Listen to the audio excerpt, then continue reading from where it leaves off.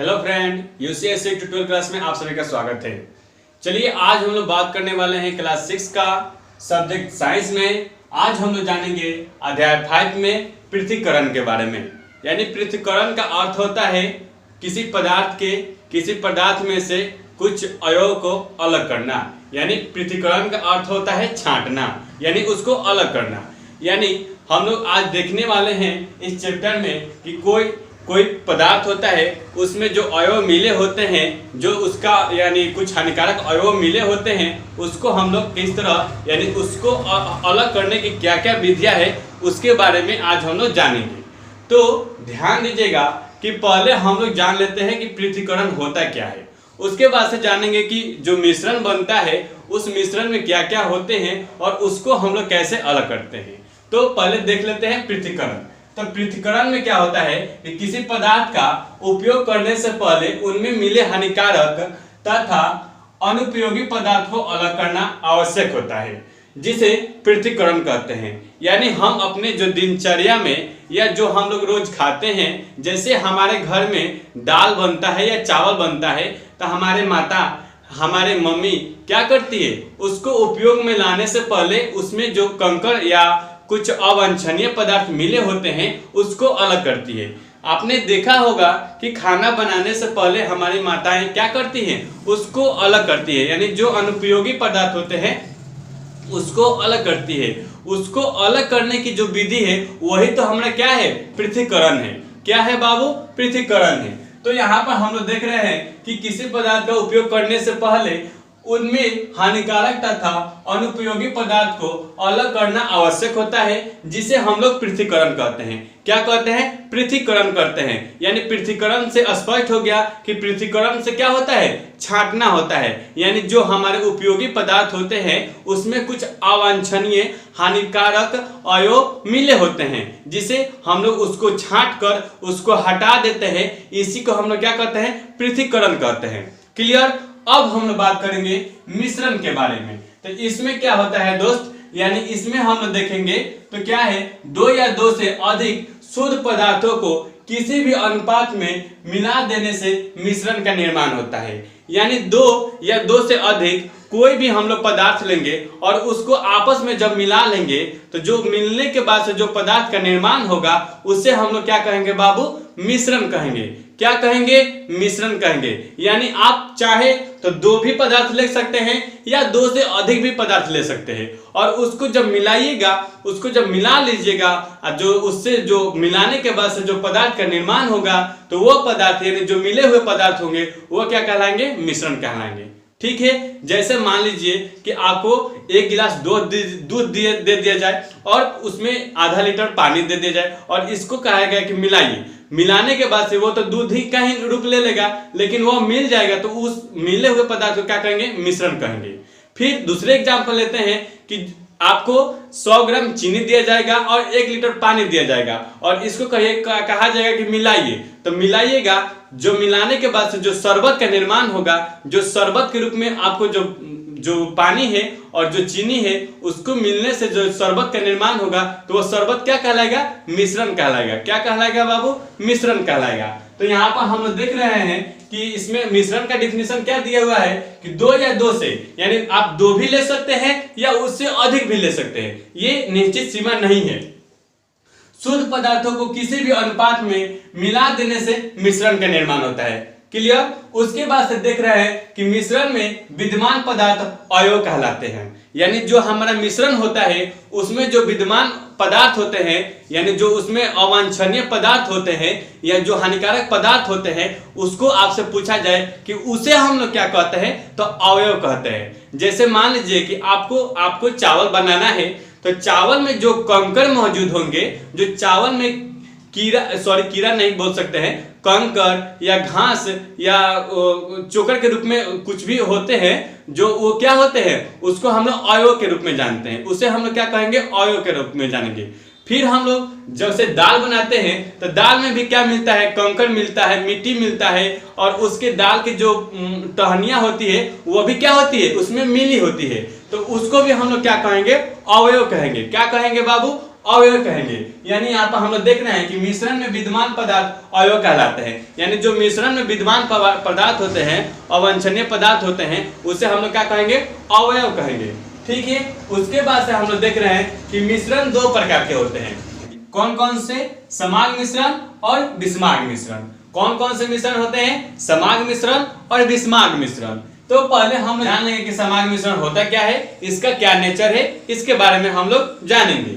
तो ध्यान दीजिएगा, समाग मिश्रण। तो समाग मिश्रण में क्या होता है, यानी समाग मिश्रण में क्या होता है कि ऐसा मिश्रण जिसमें दो पदार्थों का विलयन किस मात्रा निश्चित अनुपात में मिलाया जाता है। यानी इसमें क्या होता है कि दो विलयन के मात्रा का एक निश्चित अनुपात में मिलाया जाता है, जिसे हम लोग समाग मिश्रण कहते हैं। जैसे नमक पानी का मिश्रण। क्या है बाबू? नमक और पानी का मिश्रण क्या है, एक निश्चित अनुपात में मिलाते हैं, उससे जो विलयन का निर्माण होता है वह हमारा क्या होता है, समाग मिश्रण होता है। यानी समाग का अर्थ ही होता है एक दूसरे में समा जाना। यानी इसके नाम से ही स्पष्ट है, इसके नाम से ही स्पष्ट है कि क्या है, समाग मिश्रण। यानी एक दूसरे में समा जाना, घुल जाना, यानी घुल कर अपना अस्तित्व खोकर एक दूसरा रूप तैयार करना ही क्या कहलाता है, समाग मिश्रण कहलाता है। तो इसका हम लोग इस तरह हम लोग डिफिनेशन जान लिए कि क्या होता है कि ऐसा मिश्रण जिसमें दो पदार्थों का विलयन की मात्रा एक निश्चित अनुपात में मिलाई जाती है, जिसे हम लोग समाग मिश्रण कहते हैं। जैसे नमक और चीनी का जो पानी में मिलाया जाता है और उससे जो विलयन तैयार होता है उसे हम लोग क्या कहेंगे, समाग मिश्रण। क्योंकि यहाँ पर नमक और चीनी और जो पानी का मिश्रण के तैयार करने की विधि है उसमें क्या किया जाता है, एक निश्चित अनुपात में लिया जाता है, तब जाकर एक निश्चित विलयन का निर्माण होता है, जिसे हम लोग समाग मिश्रण कहते हैं। उसके बाद हम लोग जानेंगे समाग मिश्रण के बारे में। अब देखेंगे विषमाग मिश्रण। तो इसमें क्या होता है कि विषमाग मिश्रण में क्या होता है कि ऐसा मिश्रण जिसमें विलयन तैयार किया जाता है तो अनिश्चित अनुपात में मिले होते हैं। यानी जब हम लोग दो पदार्थ को आपस में मिलाते हैं तो उसमें क्या होता है, अनिश्चितता पाई जाती है, यानी भिन्नता पाई जाती है। उस जो भिन्नता पाई जाती है तो उससे जो विलयन तैयार होगा तो उसमें क्या होगा, वो अपना अस्तित्व नहीं खोता है, जिसके कारण उसे हम लोग विषमाग मिश्रण के नाम से जानते हैं। तो यहाँ पर हम लोग देख रहे हैं कि डिफिनेशन में भी दिया हुआ है कि ऐसा मिश्रण जिसमें विलयन तैयार किया जाता है तो अनिश्चित अनुपात में मिले होते हैं, जैसे मिट्टी तथा पानी का मिश्रण। यानी हम लोग यहाँ पर देख रहे हैं मिट्टी और पानी का जब हम लोग मिश्रण कराते हैं तो इसमें कुछ मिट्टी क्या होते हैं, उस पानी के साथ क्या होते हैं, घुल जाते हैं, और कुछ मिट्टी जो होते हैं वो क्या होते हैं, उस पानी के निचले वाले सतह में बैठ जाते हैं। तो इससे जो मिश्रण तैयार किया जाता है तो उसमें क्या पाई जाती है, विभिन्नता पाई जाती है, यानी उसका अनुपात में अनिश्चितता पाया जाता है, जिसके कारण उस मिश्रण को हम लोग विषमाग मिश्रण कहते हैं। ठीक है, दूसरा एग्जाम्पल ले लेते हैं बालू तथा पानी का मिश्रण। तो जो बालू महीन होते हैं, जो बालू पानी के साथ घुलते हैं या घुलने के बाद से उसमें थोड़ा सा वो मिश्रण तैयार करते हैं, लेकिन कुछ बालू क्या होते हैं, उस मिश्रण तैयार किए हुए पदार्थ में क्या होते हैं, नीचे बैठ जाते हैं। यानी आपको अगर इस सब विधि देखना होगा तो आप क्या कीजिएगा, एक कांच का गिलास ले लीजिएगा और उसमें क्या कीजिएगा, थोड़ा पानी डाल दीजिएगा।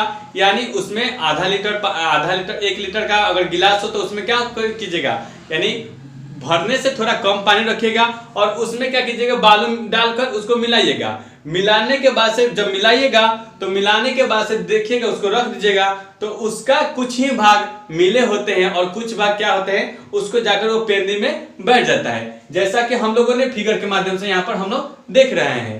इसी तरह अगर इसकी विषमाग मिश्रण की बात किया जाए तो विषमाग मिश्रण को हम लोग दूसरे भाषा में भी इसको एग्जाम्पल दे सकते हैं। जैसे कि ऐसा मिश्रण जिसमें विलयन तैयार किया जाता है तो अपना अस्तित्व नहीं खोता। यानी क्या है, उस समाग मिश्रण में क्या था कि अपना अस्तित्व खो देता था। यानी अपना अस्तित्व का मतलब क्या होता है, पहचान। यानी अपना पहचान, अपना गुण खोकर एक नया रूप तैयार करता था। किसमें, समाग मिश्रण में। लेकिन हम लोग यहाँ पर विषमाग मिश्रण की बात करते हैं तो यहाँ पर क्या कह रहा है कि ऐसा मिश्रण जिसमें विलयन तैयार किया जाता है तो अपना अस्तित्व नहीं खोता। यानी अपना अस्तित्व नहीं खोता है, यानी अपना पहचान नहीं खोता है।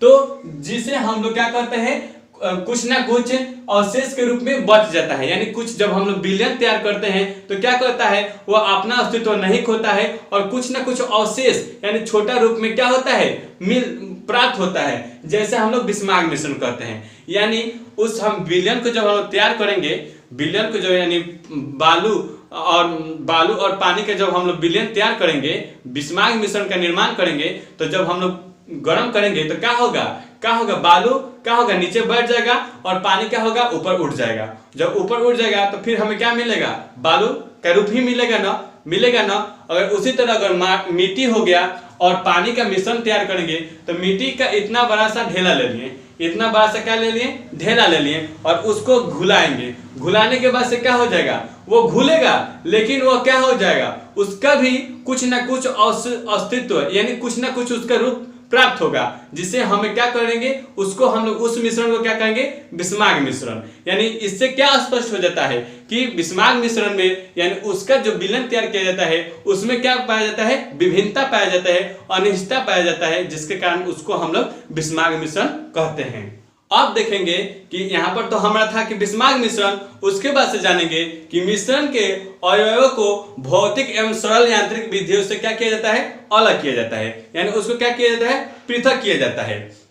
जैसे कि कई प्रकार के मिश्रण उपयोगी होते हैं, यानी यहाँ पर तो हम लोग मिश्रण को क्या करते हैं, कई विधियों से यानी भौतिक विधियों से या रासायनिक विधियों से हम लोग मिश्रण को क्या करते हैं, अलग करते हैं। लेकिन इसमें भी ध्यान देने वाली बात है कि मिश्रण भी क्या होते हैं, हमारे दैनिक जीवन में हमारे उपयोगी के लिए क्या है, महत्वपूर्ण है। जैसे कि हम लोग देखते हैं पीतल, पीतल में क्या होता है, तांबा और जिंक मिला होता है, जिसको हम लोग क्या करते हैं, पीतल का उपयोग क्या करते हैं, बर्तन, यानी हम लोग आप या हमारे घर में देखे होंगे जो पीतल का बर्तन होगा तो उसमें क्या मिला रहता है, यानी उसमें जिंक मिला रहता है और तांबा मिला रहता है। तो ये मिश्रण जो हुआ वो हमारे लिए उपयोगी हुआ ना। अगर दूसरे की बात करें, दावा, अगर दावा की बात करें तो सिर्फ एक चीज से दावा का निर्माण नहीं होता है, सिर्फ एक चीज को लेकर हम उसको दावा बना दें ऐसा संभव नहीं है। तो दावा बनाने के लिए भी क्या है जी, मिश्रण का आवश्यक है। तो यहाँ पर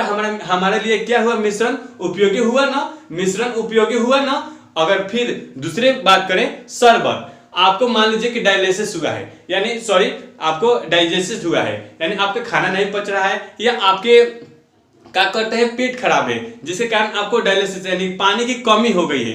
तो उस समय क्या दिया जाता है, ग्लूकोज दिया जाता है या शरबत दिया जाता है। जो शरबत नींबू, पानी और नमक और चीनी का मिश्रण होता है। तो शरबत वहां पर क्या हो गया, हमारे लिए उपयोगी हो गया कि नहीं, उपयोगी हो गया ना। तो इससे भी क्लियर हो जाता है कि मिश्रण भी हमारे लिए क्या है, हमारे दैनिक जीवन के लिए क्या है, उपयोगी है और कुछ क्या है जी, अनुपयोगी है। तो जो अनुपयोगी होते हैं तो उसको हम लोग किस किस विधि से उसको हम लोग अलग करते हैं उसके बारे में जानेंगे। तो मिश्रण से अवांछनीय या हानिकारक पदार्थों को अलग करना आवश्यक होता है। इसके लिए या तो किसी पदार्थ को शुद्ध रूप में तैयार करते हैं या उसे हम लोग भौतिक विधि से अलग करते हैं।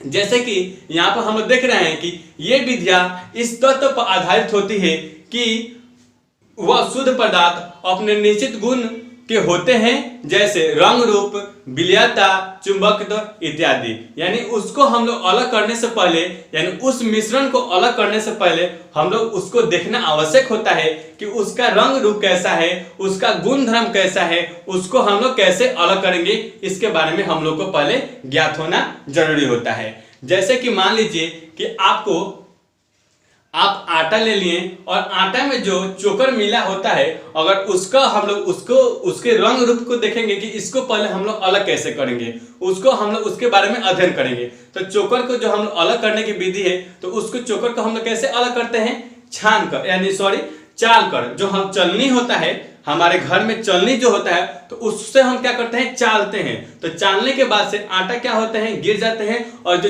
चोकर होते हैं वो ऊपर क्या होते हैं, ऊपर उस चलनी में तैरते रहते हैं, जिसको हम लोग अलग कर देते हैं। अगर वही बात कर लिया जाए, आटा में ही आपको कुछ लोहा का चूर्ण मिला दिया जाए और इससे कहा जाए कि आप इसका कीजिए, चलनी से चाल कर निकालिए, लोहे के चूर्ण को चलनी से चाल कर निकालिए। तो ऐसा संभव है? ऐसा संभव है? नहीं ना है, संभव नहीं है। क्यों नहीं है? क्योंकि उसका रंग रूप बदल चुका है, उसका रंग रूप बदल चुका है। तो हम लोग पहले मिश्रण को यानी मिश्रण को अलग करने के लिए उसके पहले हम लोग गुण धर्म रंग रूप को अध्ययन करेंगे, उसके बाद से जानेंगे कि इसको हम लोग किस विधि से अलग करेंगे। ठीक है, तो इससे स्पष्ट हो गया ना कि आटा में जब हम लोहे का चूर्ण मिला है तो उसको हम लोग चलनी से नहीं बल्कि चुंबक यानी चुंबक तो विधि से उसको हम लोग अलग करेंगे। चुंबक तो यानी चुंबक से क्या करेंगे, उसके आटे के ऊपर से इस तरह गुजारनेंगे तो जो भी लोहे के चूर्ण होंगे उस चुंबक में क्या होंगे, अपने आप चिपक जाएंगे। ये ऐसा क्यों? क्योंकि उसमें क्या होता है, चुंबक में क्या होता है, चुंबकत्व बल होता है, जो गुरुत्वाकर्षण बल होता है वो अपने आप को यानी लोहा को क्या करता है, आकर्षित करता है और अपने आप में खींच लेता है, जिससे क्या होता है, हमारा आटा शुद्ध हो जाता है। अब हम लोग बात कर लेंगे कि कुछ साधारण विधियां हैं जिसको हम लोग किस तरह मिश्रण से अलग करते हैं। जैसे कि हम लोग देखते हैं कि हाथ से चुनना, हाथ से क्या करते हैं, किसी मिश्रण जो अवांछनीय पदार्थ होते हैं उसको हम लोग अलग करते हैं, हाथ से भी चुनकर करते हैं। फटकना यानी फटक भी करते हैं और ओसाना ओसाकर भी करते हैं। यानी ओसाना में क्या हो गया, यानी जो हम अनाज को पीटते हैं यानी अनाज को जब हम लोग पीटते हैं तो उसको हवा के माध्यम से या प्राकृतिक हवा हो चाहे हम लोग उसको फैन यानी पंखा के माध्यम से क्या करते हैं, उसको यानी उस अनाज को अलग करते हैं ओसाकर भी। और उसके बाद से देखते हैं कि एक चुंबकत्व विधि है जिसको हम लोगों ने पहले भी चर्चा किया था और अभी भी कर रहे हैं कि उसमें क्या होता है कि उसमें चुंबक के माध्यम से मिश्रण को अलग किया जाता है। उसके बाद से देखते हैं कि थिराना, यानी थिराना में क्या होता है कि जो घोल तैयार किया होता है यानी जो जब हम लोग जब विलयन यानी घुलनशील एवं जल को जो भारी जल होते हैं यानी उसमें जो घुले कण होते हैं उसको क्या करते हैं, जल को हम लोग जमा करते हैं। यानी जब जल जमा हो जाता है, जब स्थिर हो जाता है यानी उस पानी का स्तर एकदम शांत हो जाता है तो उसमें जो नीचे बैठ जाते हैं पदार्थ उससे क्या करते हैं, हम उसको जो ऊपर छने पदार्थ होते हैं उसको हम लोग अलग कर लेते हैं। तो यानी इस विधि को हम लोग थिराना विधि कहते हैं। और निथारना की बात करेंगे तो इसमें क्या होता है कि जब हम लोग थिराना की प्रक्रिया पूर्ण हो जाती है यानी जो थिराना होता है यानी थिराना की प्रक्रिया में क्या होता है कि जो जल अवांछनीय पदार्थ मिले होते हैं तो बैठ जाते हैं, यानी बैठकर उस कांच के शीशा में देखिएगा तो वो पेंदी में बैठ जाते हैं। तो जब वो बैठ जाते हैं इसकी प्रक्रिया पूर्ण हो जाती है तो इस जमे हुए पदार्थ को क्या कहते हैं, जल से या अन्य द्रव्य को अलग करने की प्रक्रिया ही क्या कहलाती है, निथारना कहलाती है। क्या कहलाती है बाबू, निथारना कहलाती है। जैसे कि हम लोगों ने फिगर के माध्यम से देख रहे हैं कि यहाँ पर देखिए एक कांच का जल है, कांच में अवांछनीय पदार्थ मिले हुए हैं, ये क्या है, बैठ गया है। नीचे देख रहे हैं ना पेनी में क्या है, नीचे यहाँ पर देखिए, इधर हम आपको थोड़ा दिखा देते हैं कि यहाँ पर मान लीजिए गिलास हो गया, गिलास हो गया, इसमें जल भरा हुआ है और जल में भी क्या है, कुछ मिट्टी भरा हुआ है जो ये पेनी में बैठ गए, पेनी में बैठ गए हैं बाबू। और इसको जब बैठ गए हैं और ऊपर जो जल हो गया है यानी ऊपरी वाले भाग में जो हमारे यहाँ पर जल है तो ये क्या है, यानी स्थिर हो गए हैं, तो इसको हम थिराना बोलेंगे। क्या बोलेंगे, थिराना बोलेंगे। और जब इसकी प्रक्रिया पूर्ण हो जाएगी यानी ये जो बैठकर यानी जो अवांछनीय पदार्थ बैठ गए हैं और जो ऊपर हमारा शुद्ध जल प्राप्त हो गया है तो उसको हम क्या करेंगे, थिराना बोलेंगे। यानी उसको हम ढारकर अपना अलग कर लेंगे। तो जो ढारने की प्रक्रिया है और अलग द्रव्य में करने की जो प्रक्रिया है उसको हम लोग निथारना बोलेंगे। क्या बोलेंगे, निथारना बोलेंगे।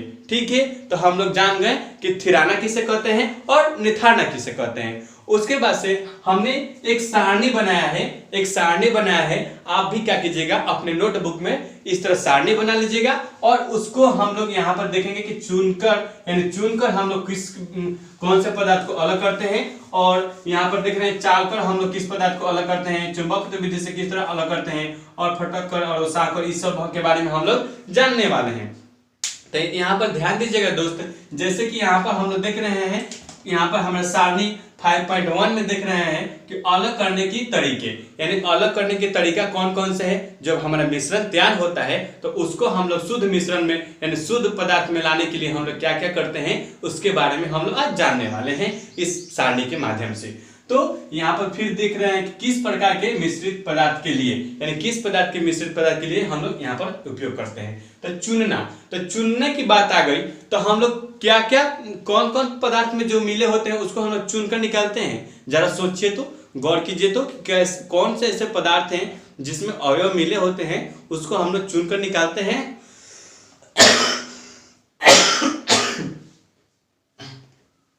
सॉरी, थोड़ा तबीयत की वजह से प्रॉब्लम आ रही है, कोई बात नहीं, लेकिन हम लोग फिर भी पढ़ेंगे।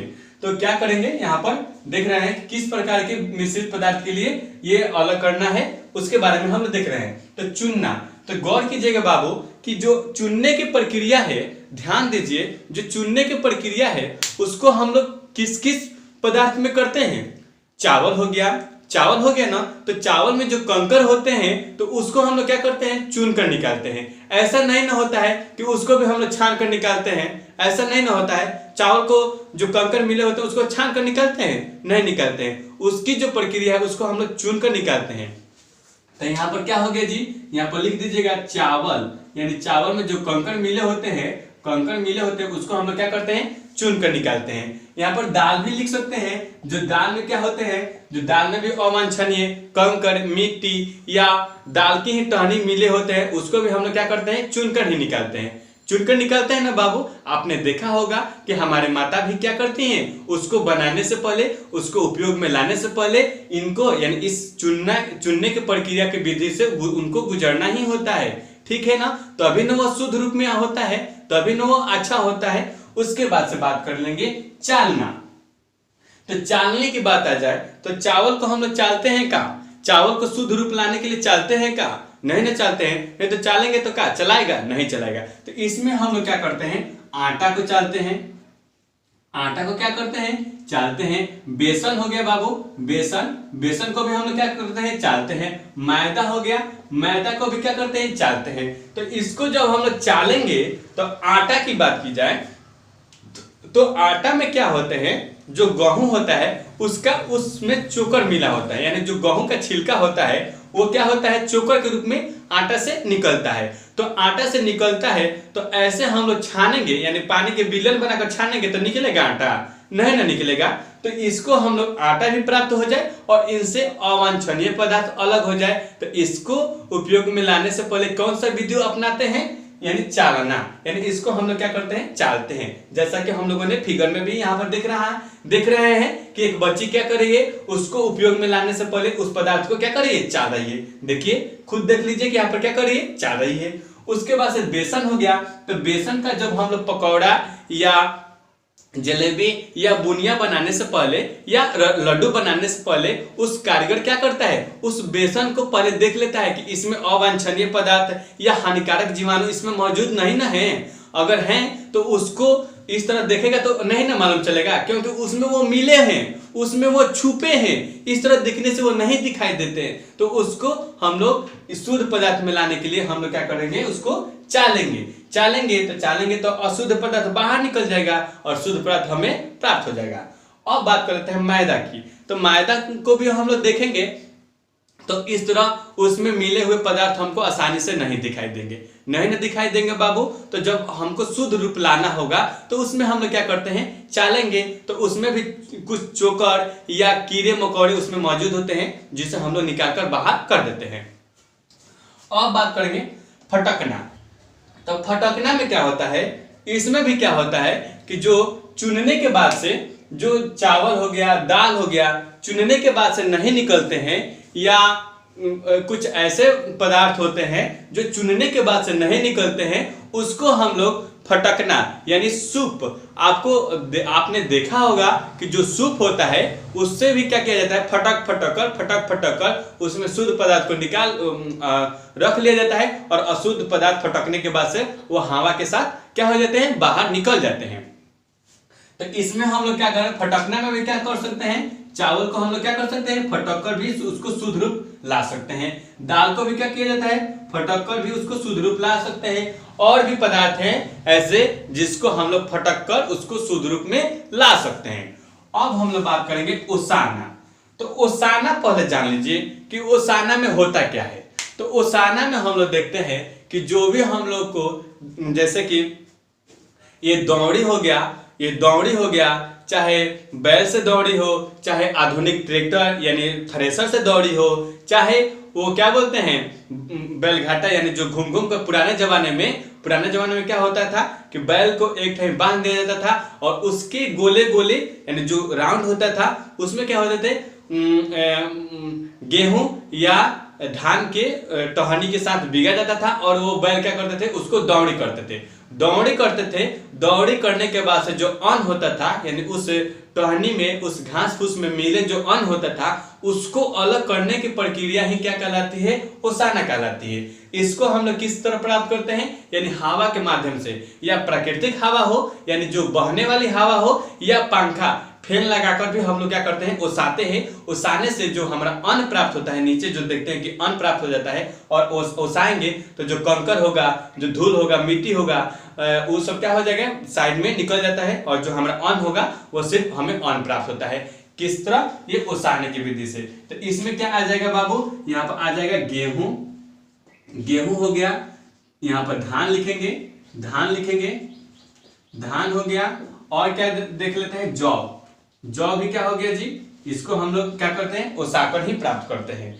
तो हम लोगों ने बात कर रहा था कि दौड़ी का, तो दौड़ी में क्या होता है कि दौड़ी तो प्रक्रिया पूर्ण हो जाती है, उसके बाद से ओसाकर हम लोग क्या करते हैं, अन्न प्राप्त कर लेते हैं। लेकिन आजकल वो दौड़ी क्या हो गई है, आधुनिक रूप ले ली है, यानी हमें बैल वाली दौड़ी अब देखने को नहीं मिल रही है। लेकिन पहले क्या होता था कि उस बैल के ही माध्यम से पूरे अनाज को दौड़ी कराकर ओसाया जाता था, जिससे हमें अन्न प्राप्त होता था। लेकिन आज क्या हो रहा है, आज आधुनिक युग में हम लोग थ्रेसर यानी दौड़ी में क्या करते हैं, डायरेक्ट धान के टहनी को डालते हैं या गेहूं के टहनी को डालते हैं, और डायरेक्ट हमें गेहूं या धान प्राप्त होता है। ठीक है, जिस तरह हम लोग यहाँ पर फिगर में देख रहे हैं कि थ्रेसर है जो डायरेक्ट खेत में क्या कर रही है, बोझा यानी जो गेहूं का पूला होता है उसको उसमें डाला जा रहा है, और इधर साइड में क्या हो रहा है, गेहूं प्राप्त हो रहा है। और दूसरे फिगर में हम लोग यहाँ पर देख रहे हैं, यहाँ पर कि जो एक किसान है वो बैल के क्या कर रहे हैं, चारों बगल अन्न बीग रहे हैं, और यानी जो गेहूं का टहनी है वो डाल रहे हैं, और बैल क्या रहा है, घूम घूम कर उसको दौड़ी कर रहा है। इस सब प्रक्रिया होने के बाद से दूसरा एक है जो हमारा धान के है, तो धान को हम लोग पीट कर भी यानी अपने हाथ से पूला बांध कर और उसको लकड़ी या ऊंचे चीज पत्थर पर या कुछ ऐसे बोल देते हैं, कुछ ईटा नहीं बोल सकते हैं, कुछ पक्का पर ही उसको पीट कर लेंगे कि धान को हम लोग क्या कर सकते हैं, पीट कर भी क्या कर लेंगे, उसको हम लोग टहनी से धान को अलग कर लेते हैं। और उसके बाद से ये सब जब प्रक्रिया पूर्ण हो जाती है, यानी दौड़ी की जब प्रक्रिया पूर्ण हो जाती है, तो उसके बाद से जो ओसाने की प्रक्रिया है, तो उससे हम लोग ओसाकर अन्न प्राप्त कर लेते हैं। उसके बाद से हम लोग देखेंगे प्रयोगशालाओं के से उपयोग से आने वाली विधि, यानी इसके पहले वाले में हमने देखा था कि कुछ साधारण विधि थी जो मिश्रण को हम लोग अलग कर रहे थे, लेकिन यहाँ पर हम लोग देख रहे हैं कि कुछ प्रयोगशालाओं से उपयोग में आने वाली विधि, यानी प्रयोगशाला के माध्यम से भी हम लोग मिश्रण को क्या कर सकते हैं, अलग कर सकते हैं। वह कौन कौन सी विधि है, इसके बारे में हम लोग जानने वाले हैं। तो एक होता है छानना, और यहाँ पर देख रहे हैं एक होता है छानना, और दूसरा होता है वाष्पीकरण, और तीसरा होता है रवाकरण, और चौथा देख रहे हैं कि आसवन। तो पहले हम लोग छानना पर बात कर लेते हैं। तो छानना में क्या होता है कि प्रयोगशाला में क्या होता है कि प्रयोगशाला में कीप में जो डालकर यानी जो प्रयोगशाला परख नली होती है, तो उसमें क्या किया जाता है, उसको हम लोग घोल जो मिश्रण तैयार किया जाता है, तो उसको छानकर भी क्या किया जाता है, उस मिश्रण को शुद्ध रूप में दिया जा सकता है। शुद्ध रूप में क्या किया जाता है, दिया जा सकता है, यानी उसको हम लोग छानकर अलग कर सकते हैं। फिर हम लोग दूसरा बात कर रहे हैं कि वाष्पीकरण।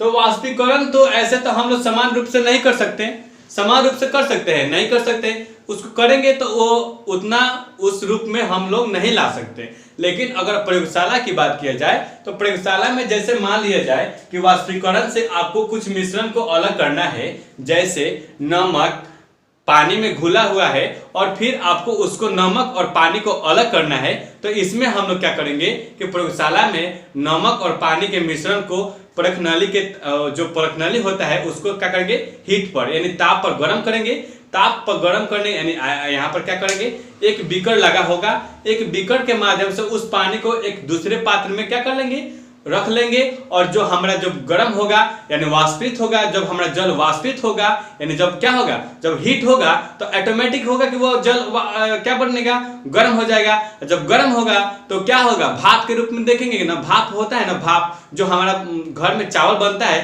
तो देखे होंगे कि भाप निकलता है, यानी चावल जब पानी गर्म होता है तो भाप निकलता है, तो भाप को ही क्या कहते हैं, वाष्प कहते हैं। यानी हम लोग भोजपुरी में उसको भाप बोलते हैं, लेकिन वास्तव में उसका नाम क्या है, वाष्प नाम है, वाष्प। तो जो वो प्रक्रिया है, जो गर्म होगा पानी तो क्या होगा, वाष्प के रूप में परिणत होगा, यानी पानी ही क्या होगा, वाष्प के रूप में परिणत होगा।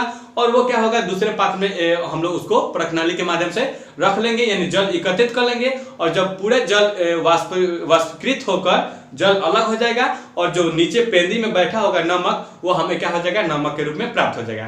तो यानी हमारा जो नमक और पानी का मिश्रण था उसको हम लोग वाष्पीकृत विधि से अलग कर लिए। ठीक है, ये जान लिए कि वाष्पीकृत विधि से हम लोग उसको कैसे अलग कर सकते हैं। या नमक का घोल हो चाहे किसी भी पदार्थ का घोल हो, जैसे चीनी का हो चाहे नमक का हो, जैसे देखिए मान लीजिए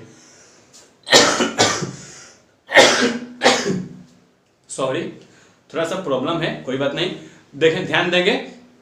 देखिए नमक हम लोग जो खाते हैं, नमक खाते हैं हम लोग, नमक डेली खाते हैं, तो ये नमक भी कैसे प्राप्त होता है, वाष्पीकृत यानी वाष्पन की क्रिया कराई जाती है। यानी नमक को बिटोर कर और उसको सूर्य के प्रकाश में क्या किया जाता है, सूर्य के प्रकाश में जो क्या होता है, नमक के पानी जो उसमें पानी मिले होते हैं वाष्पित हो जाते हैं, यानी ऊपर उड़ जाते हैं, यानी ऊपर उड़कर वो आसमान में चले जाते हैं। और जो नीचे बैठे होते हैं नमक यानी सोडियम के रूप में, तो वो क्या हो जाते हैं, एकत्रित हो जाते हैं। तो उसको यानी उस नमक को बिटोर कर हम लोग क्या करते हैं, पहले हम लोग उसको मशीन में रिफाइन किया जाता है, तब तो हमें खाने योग्य नमक प्राप्त होता है। तो इससे भी क्या नहीं, वाष्पीकृत क्या है जी, हमारे दैनिक जीवन में उपयोगी है ना। उसके बाद से हम लोग जान लेंगे रवाकरण, कि रवाकरण विधि से हम लोग मिश्रण को कैसे अलग करते हैं। तो यहाँ पर ध्यान दीजिएगा कि रवाकरण विधि में क्या होता है कि इस विधि में अकार्बनिक ठोस मिश्रण को अलग किया जाता है, यानी कार्बनिक नहीं अकार्बनिक। यानी कार्बन में तो ये तो ग्रेफाइट आ गया, ये कार्बन हो गया, लोहा कोयला हो गया, तो इसको हम लोग अलग नहीं कर सकते। अकार्बनिक यानी कार्बनिक नहीं अकार्बनिक ठोस मिश्रण को अलग किया जाता है। इस विधि में अशुद्ध ठोस मिश्रण को उचित विलाय के साथ मिलाकर गर्म किया जाता है।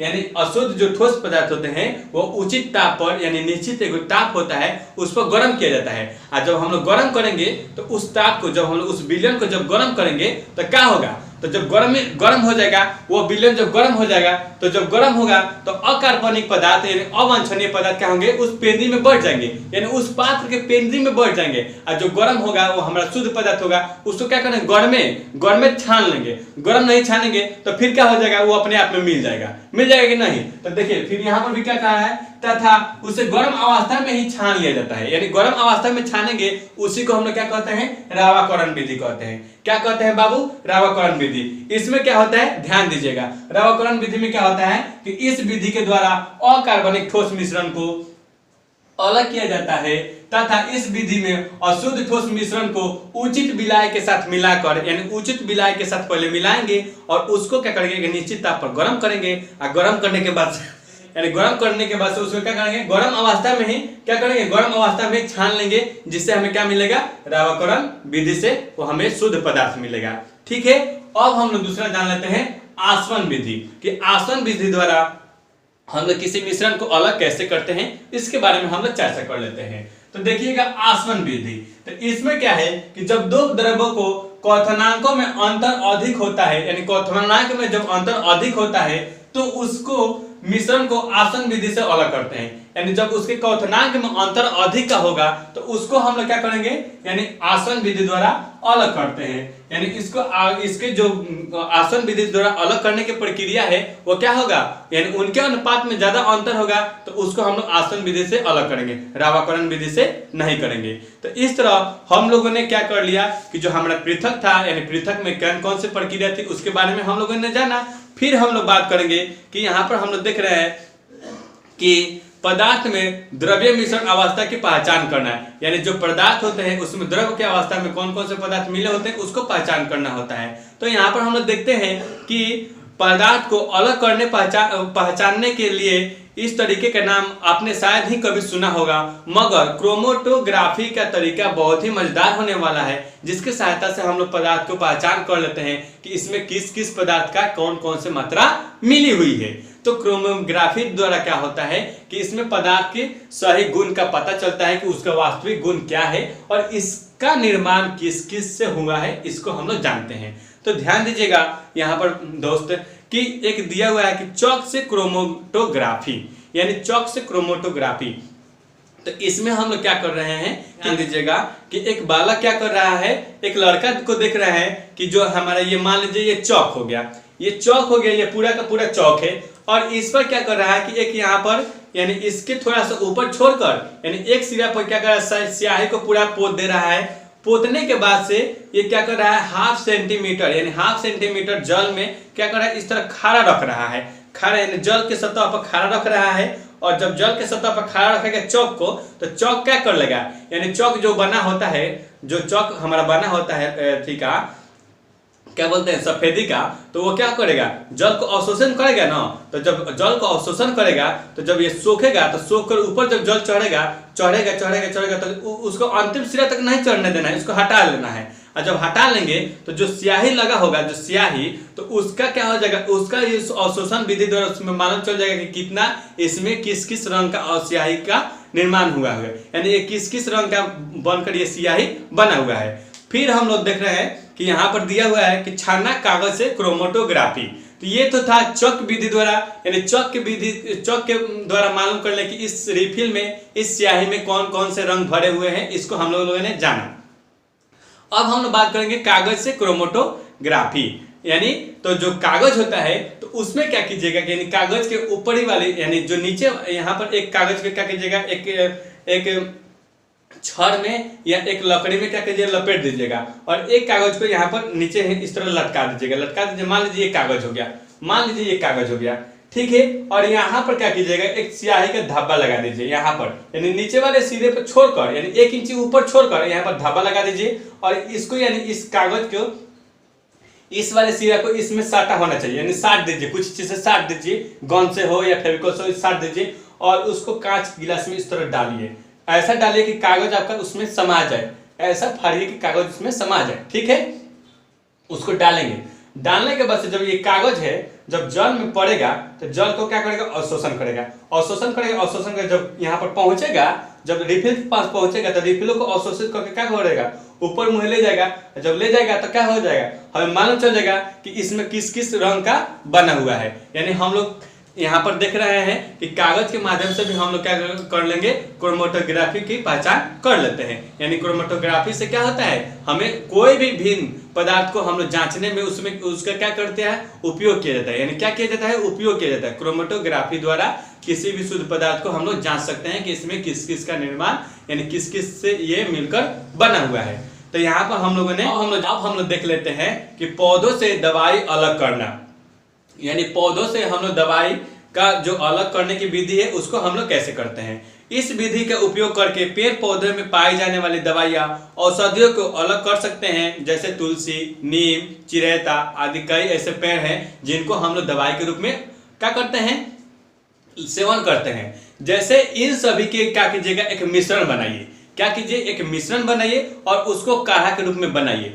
काढ़ा बनेगा तो जब काढ़ा बनकर तैयार हो जाएगा तो उसमें भी क्या कीजिए, एक छाना पत्र यानी कागज डालिए, और कागज डालने के बाद से मालूम चलेगा कि जो उसमें भी क्या है, विभिन्न विभिन्न रंग के क्या होते हैं, ऊपर चढ़ने यानी ऊपर आपको चढ़ते हुए दिखाई देगा कि ये भी क्या है, विभिन्न विभिन्न पदार्थ के मिलकर एक काढ़ा का निर्माण हुआ है। ऐसे ही हम लोग, ये तो था हमारा साधारण विधि जिसको हम लोगों ने यहाँ पर कर कर देख लिया। लेकिन जो हम लोग दावा खाते हैं उसका भी निर्माण बहुत ही औषधि यानी कि संयोग से मिले होते हैं। यानी उसमें भी जो दवा के बनाने की प्रक्रिया है उसको क्या करते हैं, वो पेड़ से फूल को या पत्ती को या जड़ को उसको अलग कर उसमें क्या किया जाता है, संशोधन कर उसको एक दवा का निर्माण किया जाता है। जैसे पेंसिलिन, तो पेंसिलिन को क्या किया जाता है, उसके छाल को निकालकर उससे दवा तैयार किया जाता है। इस तरह बहुत सारे ऐसे पौधे हैं जिनके तना, पेड़, जड़ पत्ती यानी कुछ कुछ पूरे उसके बॉडी का ही क्या किया जाता है, दवा के रूप में उपयोग कर लिया जाता है। तो इस तरह हम लोगों ने अध्याय 5 के सारे थ्योरमों पर चर्चा किया, उसको जाना और उसको हर बिंदु पर हम लोगों ने अच्छी तरह से उसको अध्ययन किया। अगर आप हमारे चैनल पर नए हैं या आप हमारे चैनल पर नए जुड़े हैं तो प्लीज़ हमारे चैनल को सब्सक्राइब कीजिए, शेयर कीजिए और लाइक कीजिए, क्योंकि इस चैनल का उद्देश्य है आपके नॉलेज को आगे बढ़ाना। क्योंकि इस चैनल पर क्लास 6 से लेकर 12 तक सभी विषयों को अच्छी तरह से तैयारी कराई जाती है। धन्यवाद दोस्तों, आपको हमारे साथ बने रहने के लिए। Thank you.